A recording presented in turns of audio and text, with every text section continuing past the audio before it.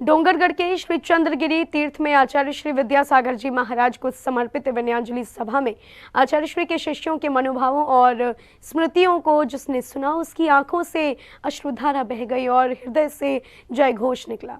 अनंत बार नमोस्तु ऐसे परम संत को जिन्होंने जन्म से मोक्ष प्राप्ति तक के हर क्षण को जैन धर्म के प्रति अर्पित कर दिया। समस्त गुरु भक्तों के साथ आचार्य श्री की प्रेरणा और उनके करकमलों से दीक्षा प्राप्त करने वाले मुनि संघ भी आचार्य श्री के समाधि मरण से शोकाकुल भी हैं और उनके द्वारा आजीवन किए गए निर्विघ्न संतचर्या के पालन के साक्षात उदाहरण से गौरवान्वित भी। यही कारण रहा कि डोंगरगढ़ स्थित श्री चंद्रगिरी तीर्थ में आयोजित विनयांजलि सभा में जब मुनि संघ ने आचार्य श्री से जुड़े अनुभवों को साझा किया तो उपस्थित हजारों भक्त भावुक हो गए।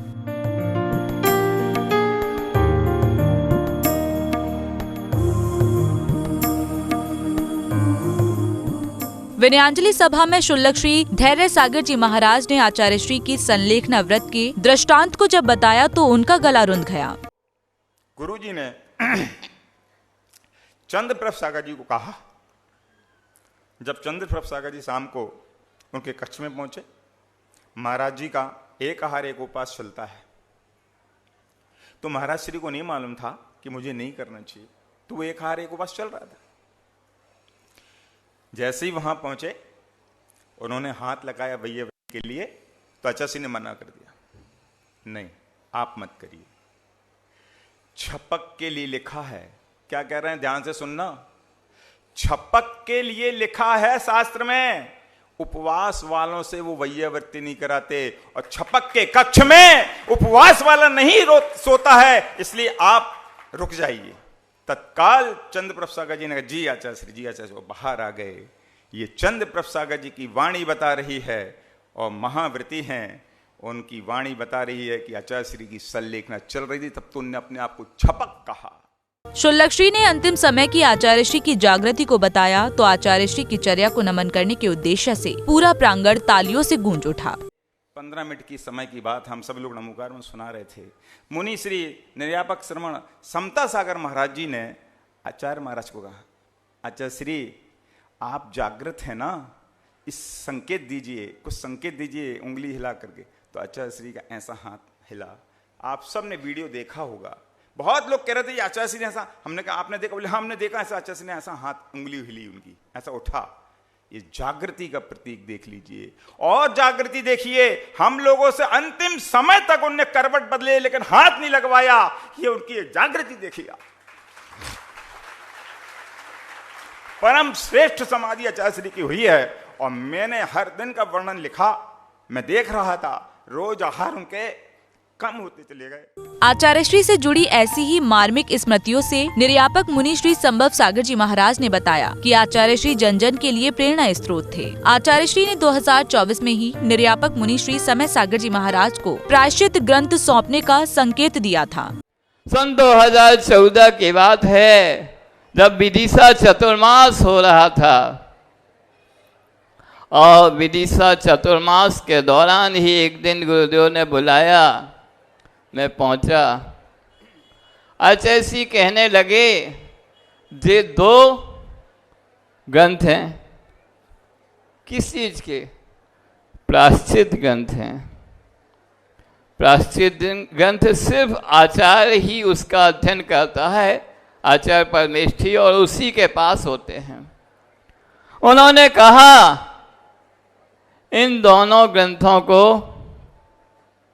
आप ज्येष्ठ श्रेष्ठ मुनिराज मुनिषी समय सागर जी को दे दो। आचार्य श्री के साथ बिताए अनुपम क्षणों को भक्तों ने साझा करते हुए अंतिम समय तक आचार्य श्री की सेवा में लीन रहने वाले निर्यापक मुनि श्री प्रसाद सागर जी महाराज ने जब बताया तो भक्तों के चेहरे पर श्रद्धा के भाव खिल गए। आचार्य श्री को घी लगाने के लिए गए, एक बार की बात है, निवेदन किया, आचार्य श्री बहुत अच्छा घी है, गाय का घी है, स्वर्ण युक्त है, इसमें स्वर्ण का अंश रहता है, अरे माल बहुत अच्छा है, लाखों में एक है।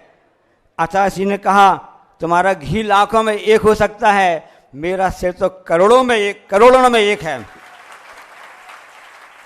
क्योंकि हमने कहा आचार्य श्री कैसे? आचार्य श्री हमेशा आगम के बोलते हैं, कहते हैं हमेशा।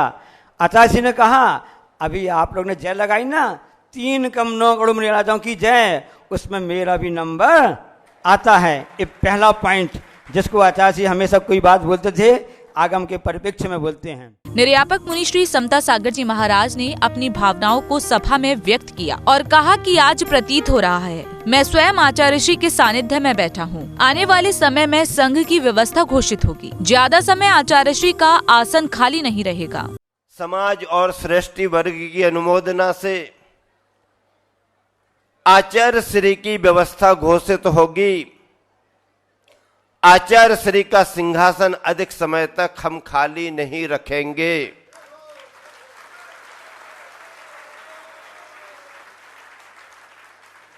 खाली नहीं रखेंगे इसका मतलब यह है कि तय करना है क्या? नहीं, संघ तय कर चुका है।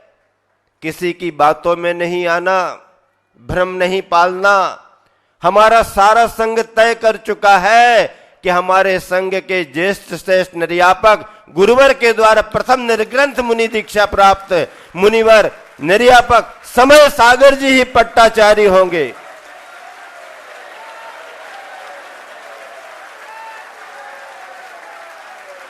इसमें कहीं कोई संदेह नहीं है।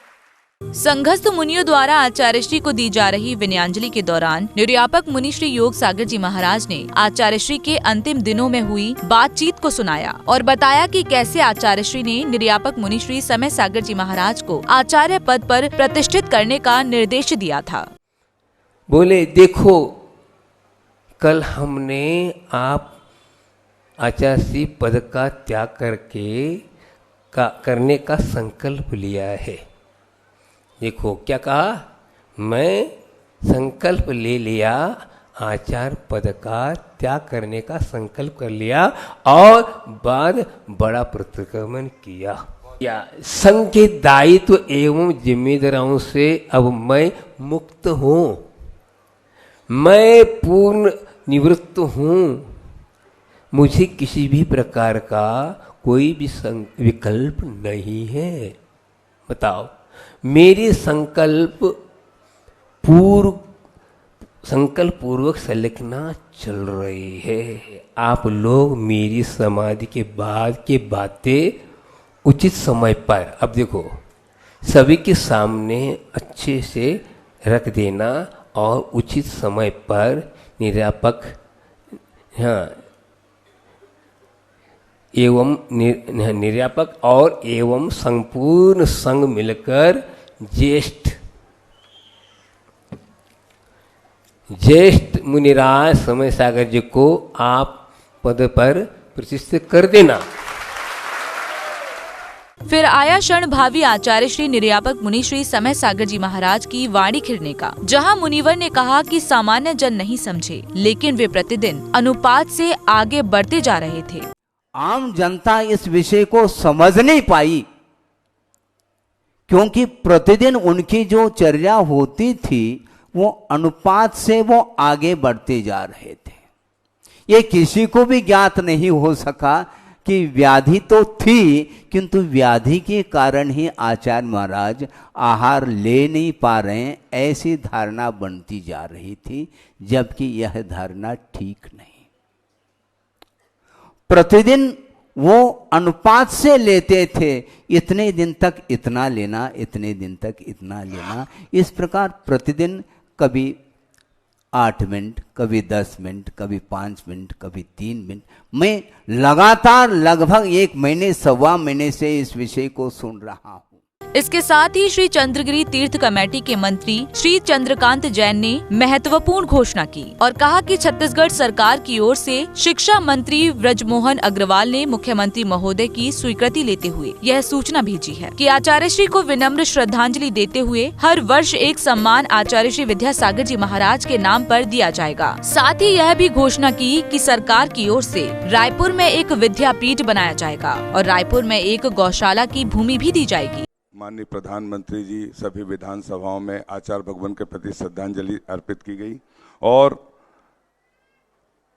स्वर्ण बेलगोला से चारू कीर्ति जी भट्टारक जी महासंस्थान मठ से भी विनयाञ्जलि अर्पित की गई है। और जब पूरी भारतवर्ष में विनयांजलि चल रही है 1 से 4 बजे तक के बीच, तो छत्तीसगढ़ की राजधानी रायपुर का एक संदेश आप तक हम गुरुचरणों तक पहुंचाना चाहते हैं कि छत्तीसगढ़ शासन के माननीय शिक्षा मंत्री बृजमोहन अग्रवाल जी ने घोषणा की है, मुख्यमंत्री जी की स्वीकृति लेते हुए, कि हर साल शासन की ओर से दिए जाने वाले पुरस्कार का एक नाम होगा आचार्य श्री विद्यासागर जी पुरस्कार। तालियां बजाकर अनुमोदना करना चाहिए हर्ष के साथ, गगनभेदी नारों के साथ। बोलिए आचार्य गुरुवर विद्यासागर जी महामुनि राज की, महामुनि राज की, जैन धर्म की।